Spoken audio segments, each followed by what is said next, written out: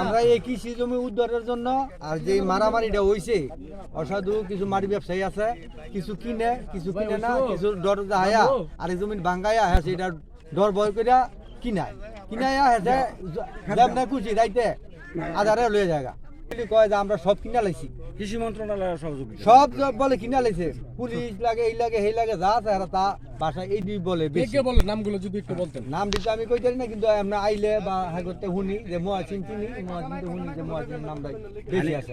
তো সারদা না হানি আর হইল সারদা হইল হ্যাঁ এলাকার আমাকে গ্রামের লোক হ্যাঁ টুকটাক একটু জমিন বাউ করে দেয়, কিনা দেয়, কিন্তু বড় ভূমি করলে হ্যাঁ হেরা এই খোলার লগে জড়িত, মানে হ্যাঁ ব্যবহার করে এই জিনিসগুলো হেরা এই প্রশাসনের কাছে কি চান? আমরা প্রশাসনের হস্তক্ষেপ চাই, যাতে সহযোগিতা চাই, আমরা নিরাপত্তাও চাই। এই মতো আপনারা আশা রাখবেন তো 2-3 বার মোটামুটি হুমকির মুখে দিনের মধ্যে হইতাছে, ঝুঁকিপূর্ণ কথা কইতো আছে এই পর্যন্ত। ওরা কি বলে আসলে? হেরা বলে দেখে দিব আমাকে। কে বলে নাম জানেন? মহাসিনে আইছে, মহাসিনের লগে আরেকটা কি নাম হইলো বাবলু এখানে কতটুকু জমি কাটছে পর্যন্ত? 300 বিঘা সম্পত্তির ভিতরে মোটামুটি 50 বিঘার মতন কেটে লাইছে, বেশি 100 বিঘার মতো।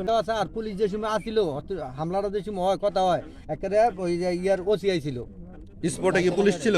হ্যাঁ পুলিশের সামনে এই ঘটনা পুলিশের সামনে বলছে, এবং যে ভুক্তভোগী আক্তারের নামে মামলা হয়েছে সেই আক্তারের বউয়ের সামনে হুমকি দিয়ে তুই কোটি টাকার মালিক হয়েছে দেখবো না। পুলিশের সময় ঘটনাস্থল আছে কিন্তু ওনারা এদিকে নজর নাই। ধন্যবাদ।